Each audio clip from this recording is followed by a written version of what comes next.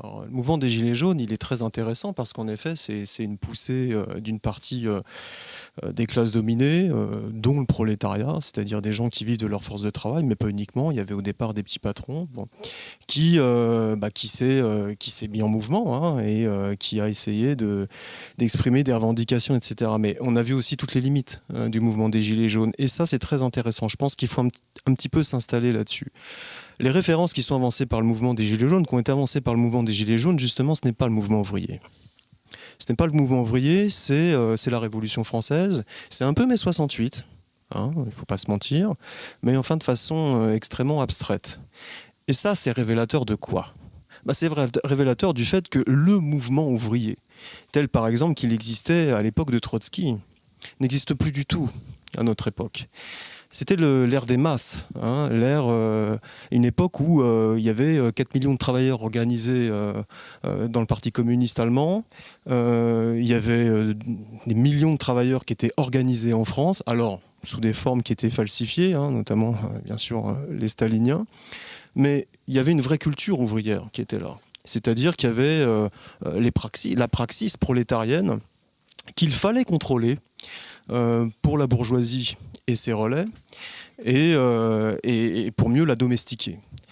On n'est plus du tout face à cette époque-là, on n'est plus du tout face à ce type de phénomène. Et c'est très intéressant à mon avis, c'est très important pour comprendre aujourd'hui quels sont les phénomènes réactionnaires, mais aussi pour comprendre concrètement quelle est aujourd'hui la situation à laquelle on a affaire. C'est-à-dire de quelle façon aujourd'hui la réaction de la bourgeoisie s'exprime.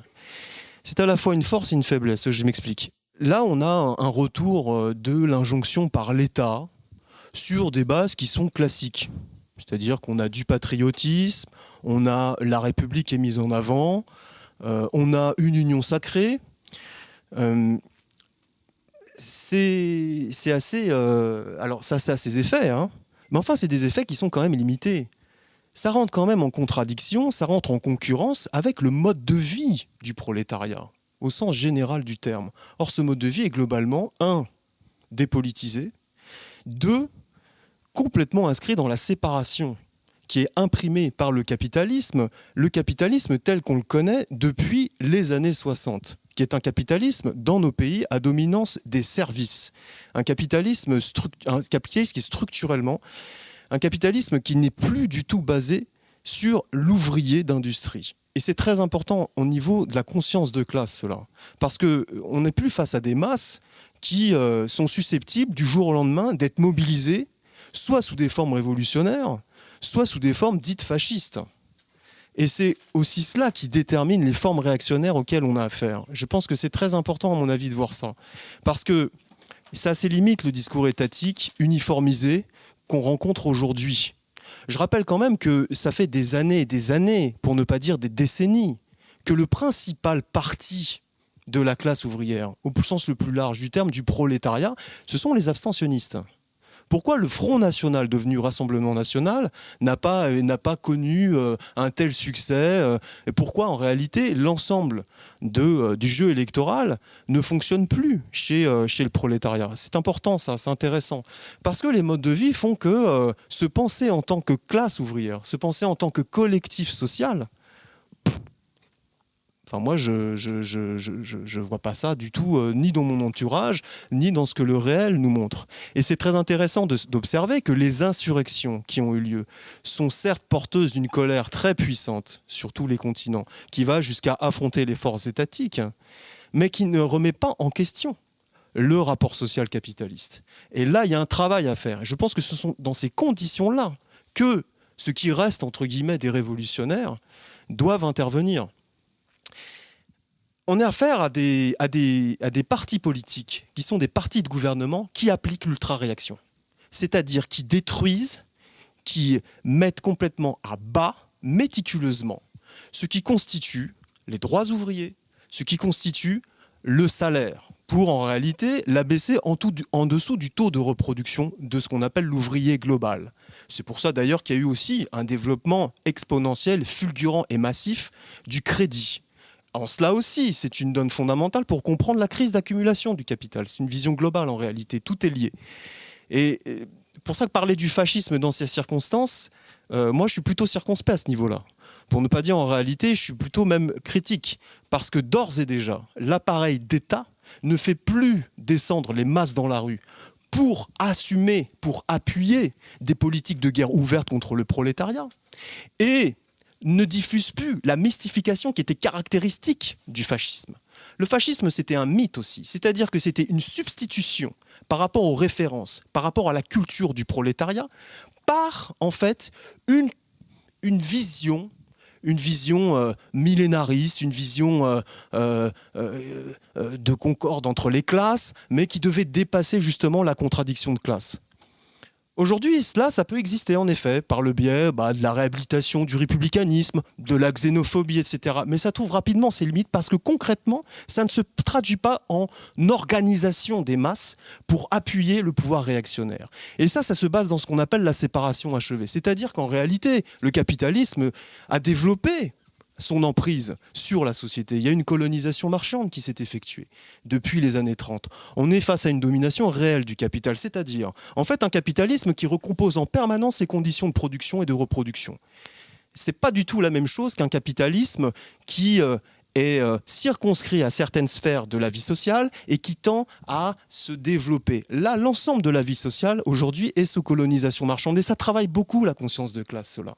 Parce que nous, on s'en aperçoit. Les repères politiques, y compris, en fait, la réception d'un discours révolutionnaire, sont pour la plupart du temps absents. Et c'est en cela aussi que ça doit interroger la façon dont nous, on doit s'adresser aux masses et quelle praxis on doit développer. Quelle praxis on doit développer quand l'écrasante majorité de ceux qui constituent notre classe sont enfermés chez eux, mais ça ne date pas d'aujourd'hui, ça ne date pas du confinement, devant des écrans, et absorbent de façon beaucoup plus intense, c'est incommensurable comparativement à il y a 100 ans, absorbent en permanence l'idéologie bourgeoise déclinée dans des mystifications infinitésimale. Enfin, je veux dire, aujourd'hui,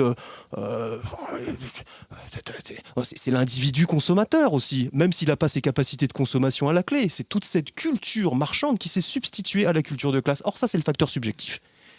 Et le facteur subjectif, c'est très important aussi dans une perspective révolutionnaire. Les conditions objectives sont là. En effet, Marx disait, le prolétariat fait la révolution, non par choix, mais par nécessité. Certes. Mais aujourd'hui, comment identifier la nécessité? Alors on peut crever dans la rue, être balancé au chômage. Est-ce que ça va faire de cela une base pour la conscience de classe? Je parle de conscience de classe, je ne parle même pas de conscience révolutionnaire. Vu le tissu social tel qu'il a été reconfiguré par le capital depuis 70 ans, avec une accélération il y a 50 ans, c'est complexe. C'est très complexe. Et il y a vraiment, pour le coup, alors je ne dis pas que là on est sous camisole, hein, bon, on est obligé d'intervenir, parce qu'on voit ce qui arrive, on voit une pression énorme de la bourgeoisie, par le biais de son État, par le biais de ses relais réactionnaires. D'où le retour aussi du religieux, qui donc se déploie. On est obligé, bien sûr, d'intervenir par nos propres moyens, mais je pense que analyser la situation telle qu'elle s'ouvre à nous, telle qu'elle se présente à nous, à savoir que les organisations ouvrières ont été totalement intégrées à l'État. D'où, en réalité, aucune surprise, par exemple, vis-à-vis des positions des mélenchonistes ou de l'extrême gauche. C'est une plaisanterie. Il faut s'intéresser en France à la dimension de l'État local, c'est-à-dire de l'État décentralisé. Qu'est-ce que c'est l'État décentralisé? L'État décentralisé, c'est l'État qui s'est mis au plus proche du prolétariat, à partir du début des années 80, en France, je parle. Mais en réalité, on a à peu près le même type de système un peu partout dans les pays dits avancés. C'est un État qui colle au plus près du prolétariat. Alors, il a de moins en moins de moyens. À mesure qu'il recule, on a des relais réactionnaires qui avancent. On a des relais religieux, mais qui participent toujours, et tu l'as mentionné tout à l'heure, Vic, au jeu électoral. C'est-à-dire, ce sont des formes d'enrégimentement des basses couches du prolétariat, notamment. On a cela. Mais ça se traduit toujours, en réalité, par des connivences au niveau des intérêts du capitalisme.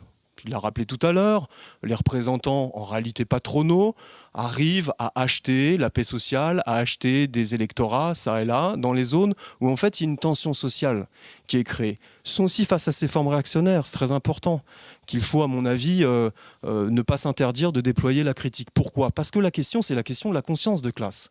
Le mouvement des Gilets jaunes, c'était très bien. Ça m'a fait du bien de voir des gens descendre dans la rue. Et en réalité, qu'est-ce qui a été pour moi le plus important dans le mouvement des Gilets jaunes? C'est cette réhumanisation, c'est-à-dire le fait de déchirer justement cette séparation, des gens qui étaient tout seuls chez eux, des chômeurs, des gens qui étaient précaires, des femmes seules qui étaient obligées d'élever leurs gosses avec un seul salaire, se retrouver sur les ronds-points, et là ils ont pu leur parler. Et c'est aussi une décompréhension du consensus qui était en permanence avancé par ce mouvement et qui était très difficile à dépasser. C'est-à-dire, le fait de se regrouper était déjà une victoire par rapport aux conditions d'avancement, d'écrasement que le capital avait pu mettre en place depuis des décennies. Il nous avait séparés, il nous avait complètement assignés à résidence. Là, il continue de le faire aujourd'hui avec ce confinement et ces histoires de couvre-feu, où la sphère domestique, pour qui regarde vraiment en face les choses, ça devient immédiatement, en réalité, une sphère carcérale. Qui aujourd'hui fait cette critique-là? Qu'est-ce que c'est que cette histoire? Nos baraques deviennent des prisons. Mais c'est intéressant, ça. Comment ça se fait? Quelles sont les activités mentales? Quels sont les points de déploiement du capital chez nous pour faire en sorte que finalement, on ait un semblant de vie sociale chez soi? C'est incroyable. Il y a cette forme quand même de paralysie qui existe. Là, je parle pour la France, mais ça se passe à peu près dans les pays où justement le confinement a été établi, qui est en effet à la fois extrêmement inquiétante, mais je pense qu'on peut trouver des points d'explication par rapport à ça qui tiennent de la colonisation marchande. C'est-à-dire que la critique du capitalisme, c'est aussi une critique d'un rapport social. Ce n'est pas uniquement des bourgeois qui tiennent le mode de production, ce sont des bourgeois qui vendent un mode de vie. Là, clairement, le mode de vie, il est attaqué frontalement pour les besoins de dépassement de la crise d'accumulation du capital. Avec le retour, c'est ce que je disais tout à l'heure, le retour en fait de l'aspect totalement dictatorial de la bourgeoisie, dans ses formes les plus barbares. Alors en effet, ça peut nous ouvrir une voie, ça. Ça, c'est clair. Je pense aussi que la situation actuelle, elle est due au fait que du jour au lendemain, ils ne peuvent pas engrainer les gens comme ils pouvaient le faire en 14, comme ils pouvaient le faire en 39, à partir justement de la question patriotique. Pourquoi? Parce qu'elle a complètement déserté les consciences. Les gens aujourd'hui, ils ont envie d'aller au club de sport, ils ont envie de se brancher des nanas sur Tinder, ils ont envie d'aller en vacances, etc. C'est complètement déserté de nos modes de vie, de la conscience de classe, ça. À l'époque, c'était différent. À l'époque, on avait une classe ouvrière qui avait ses loisirs propres. On avait une classe ouvrière qui avait sa vie propre. Aujourd'hui, ça a été détruit. Ça, c'est les années 70. Ça, c'est les années 70. Et c'est important, à mon avis, de comprendre cela. Parce que c'est aussi un des facteurs d'explication du pourquoi est-ce que notre discours, qui est rationnel, qui se met dans une perspective historique, pour le moment, jusqu'à présent, n'a pas trouvé de réceptivité. Or, les organes de contrôle, alors pour moi, les syndicats elles sont dedans, parce que pour moi, les syndicats sont intégrés depuis la Première Guerre mondiale au fonctionnement de l'État. Voilà. Bon. Pourquoi les syndicats? Pourquoi les partis politiques ont des contingents qui sont complètement faméliques? Il ne faut pas se mentir. Enfin, je veux dire, après, il y a une partie du syndicalisme qui fonctionne en France et qui ressemble de plus en plus à du syndicalisme qu'on peut retrouver en Belgique ou qu'on peut retrouver en Angleterre. C'est des vrais courtiers de la force de travail, c'est des compagnies d'assurance. Bon, c'est du clientélisme, quoi. Mais ils sont complètement aussi intégrés à l'appareil d'État. Pourquoi tout cela fait qu'il n'y a pas d'emprise sur les masses? Il n'y a pas d'emprise. Par contre, les politiques auxquelles ils participent qui participent de mettre en place, elles sont là. C'est un syndicalisme, en réalité, qui participe à la régression sociale. Mais on pourrait se dire, mais c'est quand même incroyable. Les références de la CGT, c'est l'abolition du salariat. C'est la charte d'Amiens. Mais qu'est-ce que c'est que ça? Il y a de la régression sociale. Qu'est-ce qu'ils foutent à la Confédération européenne des syndicats qui participe à l'élaboration des traités européens, les uns après les autres? Les masques. Alors, il y a des gens qui luttent au niveau des syndicats dans leur section syndicale. Mais enfin, on connaît la chanson, parce que nous aussi, on a été syndiqués. Et on est encore, pour certains d'entre nous, syndiqués. Lors du mouvement des retraites, qu'est-ce qui s'est passé? Il y a eu un verrouillage. Un verrouillage sur quoi? Sur la question stratégique décisive. C'est-à-dire, en fait, l'unité des luttes. Il y a eu, on le rappelle quand même, ce qui s'est passé à la RATP. 93% de grévistes. Le 13 septembre. Les prolétaires plutôt, parce qu'il y avait des femmes évidemment, étaient extrêmement en colère. On aurait pu penser que la RATP, après 15 ans de management féroce, par la terreur, d'individualisation, d'isolement abouti, achevé, et la RATP, c'est une compagnie, c'est une société qui est très intéressante à étudier à ce niveau-là. On aurait pu penser que jamais les travailleurs de la RATP auraient pu déployer une telle action. Qu'est-ce qui s'est passé? Les syndicats ont été obligés de suivre pour mieux en réalité les faire crever, les isoler. Isoler cette lutte. Et les gars, ils ont fait 50 jours de grève. Dans les secteurs dans lesquels nous, on est intervenus, par le biais de comités de lutte. Qui est-ce qu'on a eu en face? La CGT, la FSU. C'est-à-dire des petits bureaucrates complètement convertis en réalité à l'intégration du prolétariat et son mécanisme d'intégration au quotidien, à la machine d'exploitation, qui là n'ont pas compris. Alors qu'en réalité, la pente, c'est la grosse pente de la régression sociale accélérée. Les mecs, ils y vont droit, et ils iront tout le temps là-dedans. Il n'y aura jamais, parce que c'est maintenant totalement, il en va de la survie même de ces syndicats, ils n'iront jamais s'opposer, ne serait-ce que sur une réforme de façon stratégique, une réforme globale, à l'avancée bourgeoise, aux feuilles de route qui sont mises en place, complètement intégrées. Et c'est vraiment un problème, ça, parce que, pour résumer ce que je dis, on a un prolétariat qui a besoin de lutter, qui s'exprime par la colère, qui souvent en fait ne se donne pas l'appareillage politique pour plein de raisons historiques. Et pourtant, on a d'un autre côté les soi-disant représentants du prolétariat, le dit mouvement ouvrier, qui en réalité depuis longtemps est converti à la machine d'intégration du capital, y compris lorsque cette machine-là, bien sûr, elle décide de briser tous les acquis sociaux, dont une grosse partie procède du en gros consensus qui a eu lieu à la fin de la Seconde Guerre mondiale, pour faire rendre les armes aux ouvriers. Et ça, c'est le Parti communiste qui a été chargé de faire ça. Il y a eu 68 qui est passé par là. 68, ça a été une mise à bas, et c'était pas du tout qu'un mouvement étudiant, contrairement à ce que nous baratine l'extrême droite, ce que nous raconte évidemment, c'est son rôle, hein. Toutes les saloperies de l'extrême droite en nous disant que c'était un mouvement de bourgeois, etc. C'était la plus grande grève sauvage de l'histoire. 68, ça a été aussi une critique féroce contre ce capitalisme qui avait envahi l'ensemble de l'activité sociale. C'est à partir, à mon avis, de ce point-là qu'il faut reprendre l'attaque.